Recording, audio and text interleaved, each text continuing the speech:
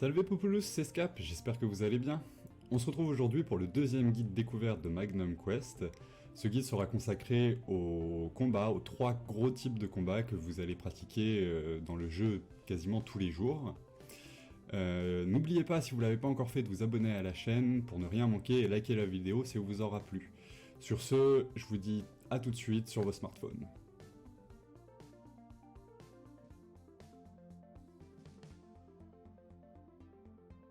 Voilà, donc on se retrouve sur Magnum Quest. Comme dit dans l'introduction, je vais vous présenter les 3 gros types de combats que vous allez pratiquer tous les jours dans le jeu. Donc à savoir les batailles, qui sont une campagne somme toute classique. Il y a des chapitres avec des niveaux différents dans les chapitres. Moi, comme vous pouvez le voir, je suis au chapitre 19. Je vous invite à lire les petites histoires de chaque chapitre, car elles sont plutôt intéressantes et très bien construites au niveau du scénario. Vous aurez également du coup les donjons, qui sont un tribunal. Il faut battre le maximum de niveaux que vous puissiez atteindre. Au fur et à mesure du temps, quand vous grimperez, chaque team adverse augmente au niveau des statistiques et des niveaux. Donc le but c'est d'aller le plus loin possible. Et vous aurez pour la dernière partie l'arène, qui est le contenu un petit peu PVP du jeu. Donc vous pourrez trouver des teams adverses composés par les joueurs, gérés par une IA sur l'instantané du combat, mais vous devez placer votre team de héros pour essayer de battre celle de vos adversaires. Donc avant de vous présenter les batailles, sachez que plus vous progresserez dans la campagne, plus vous progresserez dans les batailles, plus vous pourrez obtenir des ressources par minute importantes qui seront récoltées lorsque vous êtes hors ligne. Comme vous pouvez le voir là, moi je suis à 16 heures d'activité hors ligne, et donc en fait vous pouvez multiplier par exemple ici 516 pièces d'or par minute sur les 16 heures. Voilà. Donc ne perdons pas de temps, rentrons dans les premières, les batailles. Les batailles, vous avez donc, comme dit précédemment, beaucoup de niveaux. Là, on peut voir que je suis au 19-25. Il faut compléter tous les niveaux d'un chapitre pour passer au chapitre suivant. Les petits drapeaux rouges vous permettent d'acquérir des récompenses un petit peu plus élevées que les chapitres classiques. Au niveau des batailles, donc, vous pouvez voir que ce sont des teams préformés par l'IA du jeu. Vous pouvez positionner la vôtre, donc avec la front lane et la back lane. Donc front lane, je vous conseille de mettre des monstres, des héros ayant la capacité force ou en fait de faire de gros dégâts, ou alors une capacité de contrôle, comme ce que j'ai pu avoir ici, ou alors du coup quelque chose qui va encaisser les dommages. Pour ce qui est de la front lane, vous pouvez mettre tout ce qui va être sustain, buff, debuff et augmentation de statistiques. Je vous invite du coup aussi à prendre connaissance de ce petit schéma de force et faiblesse vis-à-vis des différentes factions. Vous l'avez déjà pu le voir sur la précédente vidéo sur la présentation des monstres. Sachez que vous allez retrouver à chaque début de combat cette synergie entre factions, ce qui vous permet entre guillemets de bien adapter votre niveau. Si on fait un combat, sachez que vous pouvez tenter plusieurs fois le même combat. Des fois, en fonction du déroulé du combat, le combat peut être un échec ou peut-être une victoire. Ne vous arrêtez pas à un seul échec, car vous pourrez toujours tenter votre chance. Très sincèrement, j'ai passé beaucoup de niveaux avec une dizaine d'échecs avant une réussite. Sachez également que si vous voyez que votre équipe de héros ne passe absolument pas à un niveau, tentez ce qu'on va appeler un positionnement différent, à savoir changer vos héros de place, car le positionnement des héros est très important dans ce jeu. Au niveau des combats, ça peut absolument tout déterminer. Je vous invite à essayer de découvrir un peu les compétences des héros adverses, de la team adverse, car la synergie de votre équipe ne va pas fonctionner si par exemple ce héros est en front lane, alors que si je le mets derrière, il peut avoir un rôle beaucoup plus prépondérant lors du combat. N'hésitez pas non plus à essayer de switcher entre vos monstres, ça ne coûte rien et ça vous permet de tester potentiellement différents types de gameplay.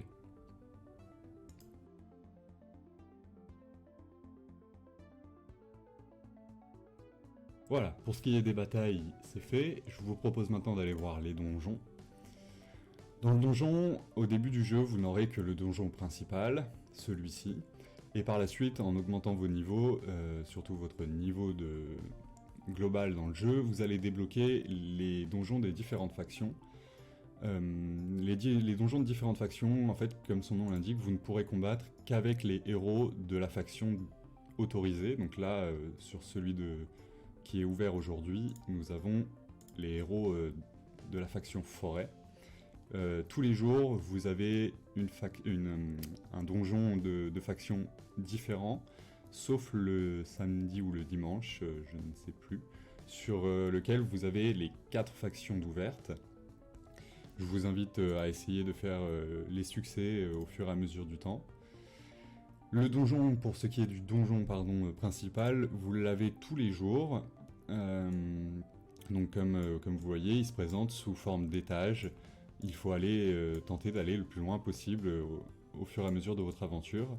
N'hésitez pas à le faire régulièrement, c'est pas parce que vous êtes bloqué encore une fois un jour que le lendemain, avec l'augmentation de vos héros, de ce que vous avez pu acquérir lors du farming hors ligne et même de votre farming intensif, je l'espère, sur le jeu tous les jours, que vous ne pouvez pas tenter de grappiller un ou deux niveaux. Vous aurez à chaque fois les récompenses de chaque niveau inscrits sur le petit bouton information d'étape. Sachez que c'est assez important, à partir du niveau 100, tous les niveaux vous gagnerez des beryls, qui sont une ressource assez essentielle sur l'ascension ou l'amélioration des héros.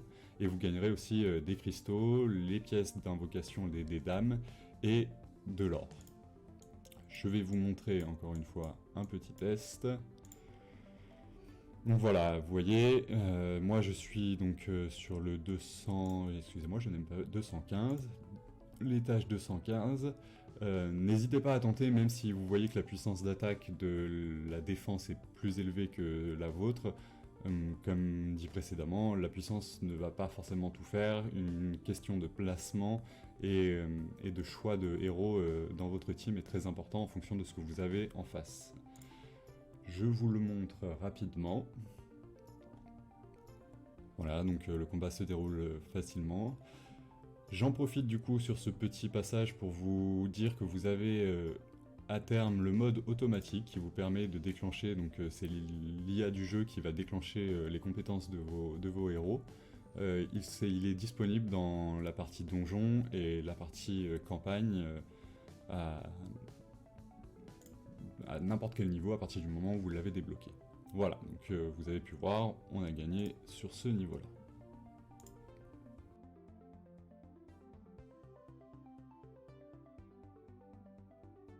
Donc voilà, le dernier style de combat que je vais vous présenter et que vous pratiquerez tous les jours, c'est l'arène. Donc le contenu un petit peu plus PVP du jeu. Donc au début, quand vous allez commencer dans le jeu, vous allez avoir ce petit étendard, le Porte-Sassen, le tournoi. Et par la suite, vous allez débloquer la ville flottante, que je vais y revenir juste après pour vous montrer. Le Porte-Sassen, donc c'est le tournoi classique. La première chose à savoir, c'est que il faut que vous placiez votre formation de défense. Votre formation de défense, ça va être vos 5 héros sur lesquels les autres joueurs vont tenter de passer, comme vous, avec leur défense. Tout est géré par l'IA du jeu. Donc je vous conseille d'essayer de regarder les bonnes synergies entre vos monstres, car une équipe très forte en attaque ne va pas forcément être très forte en défense. Vous avez tous les jours la possibilité de faire quelques combats gratuits et de gagner du coup dans les différents modes de jeu ces petits badges qui vous permettent de faire un combat à partir du moment où les combats gratuits sont épuisés dans le jeu. Je vais vous montrer, alors 160 ça va pas être forcément, ouais voilà, lui il n'a mis par exemple voilà qu'un seul héros en défense. On va essayer, allez, celui-ci. Donc voilà, vous avez les 5 héros en défense donc adverse et vous avez vos 5 héros ici. Moi je vais rester sur cette team là, je ne suis pas sûr qu'elle passe mais on va bien essayer. Ici vous n'avez rien à faire, c'est-à-dire que le jeu va prendre automatiquement en compte les barres de mana, si je vais appeler ça, les barres qui vous permettent d'utiliser vos compétences. La seule chose que vous pouvez faire à terme, c'est de passer le combat. Si vous cliquez ici sur cette avance rapide, vous ne verrez pas le déroulé du combat, vous aurez juste le résultat du combat. Quand vous avez peut-être l'assurance de gagner, je vous conseille d'avancer rapidement ce combat. Si vous voulez voir pour le coup si une équipe peut vous battre, essayez de regarder le déroulement du combat, là où ça a pu pêcher, regardez pourquoi vos héros se sont fait tuer, est-ce que le placement était correct ou pas. Voilà, donc là vous voyez, je suis assez mal embarqué. Donc j'avance, voilà. Donc défaite directement, j'ai perdu 37 places au classement. Et mes points de porte Sassen, donc les points de tournoi, sont à moins 17. Disons que du coup les points que vous avez ici déterminent assez bien les autres joueurs que vous allez rencontrer dans votre liste de défis. Plus vous êtes haut, plus les niveaux sont élevés, donc pas forcément en fait, je viens de penser à ça, vraiment s'il y a des joueurs qui tryhardent le tournoi, vous pouvez tomber sur des gros niveaux de points de classement, alors que les niveaux d'attaque des défenseurs ne sont pas forcément beaucoup plus élevés que le vôtre. Voilà, et donc pour la deuxième partie de cette arène, vous avez la ville flottante, qui est basé sur le même principe, mais cette fois-ci avec 3 teams. Vous avez 3 équipes d'attaquants et 3 équipes de défenseurs. C'est du coup une globalité pour le coup. Je vous conseille, ma stratégie personnelle, c'est de viser sur 2 victoires, se basant souvent sur les synergies des monstres que vous allez placer en attaque par rapport à celles en défense. Encore une fois, le niveau global de la team au niveau de la puissance d'attaque n'est pas forcément révélateur d'une victoire ou d'une défaite. Ça va être encore une fois les placements et quel héros vous utilisez. Au terme de ces trois combats, de ces 3 tentatives, vous allez gagner donc une quantité par heure de médaillons. Ces médaillons que vous récupérez vous permettent d'aller chercher dans la boutique des héros ou des pièces, des dés d'âme à invoquer dans la partie classement. Voilà, donc vous pouvez voir, vous avez les dés d'âme et les héros qui sont là, les héros or que vous pouvez choisir. Le tout est réinitialisé une fois par mois.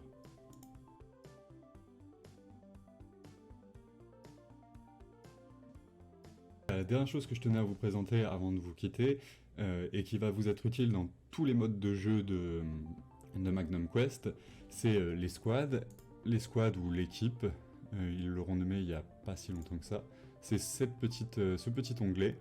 Et du coup, en fait, ça vous permet d'augmenter, donc les héros qui rejoignent votre escouade seront automatiquement promus au niveau du plus faible de vos chefs d'équipe. C'est-à-dire que les 5 monstres que vous utilisez ici, ce sont les 5 monstres que vous améliorez, et il prend toujours le dernier niveau, donc là, moi, ça va être Derla, qui va déterminer le niveau de mon équipe, et ça permet du coup à n'importe quel héros qui est dans cette équipe de monter directement au niveau de Derla, et donc sans amélioration quelconque. C'est-à-dire que là, moi, pour Arthur, il est 225, je ne l'ai absolument pas amélioré, contrairement à ces 5 héros-là. N'oubliez pas, c'est très important, plus vous augmentez votre niveau, plus vous avez de place dans votre équipe. C'est-à-dire que le nombre d'effectifs d'équipe est déterminé par le héros le plus faible. À 225, on a 23 héros qui peuvent être placés dans l'équipe, et chaque tranche de 10 niveaux ou 15 niveaux à terme vous permet d'augmenter d'une place l'effectif de votre équipe. Hop là. Voilà, du coup, je vous remercie d'avoir été avec moi. J'espère que ce guide découverte vous a plu. Si vous avez des commentaires vis-à-vis d'un oubli ou des questions sur ces 3 types de jeux, n'hésitez pas à mettre un petit commentaire en dessous de la vidéo. Je vous invite encore également à vous abonner et à mettre un petit pouce bleu sur la vidéo si elle vous aura plu, car moi, ça m'aide beaucoup. Sur ce, j'espère que vous avez passé un bon moment et je vous dis à la prochaine. Bye!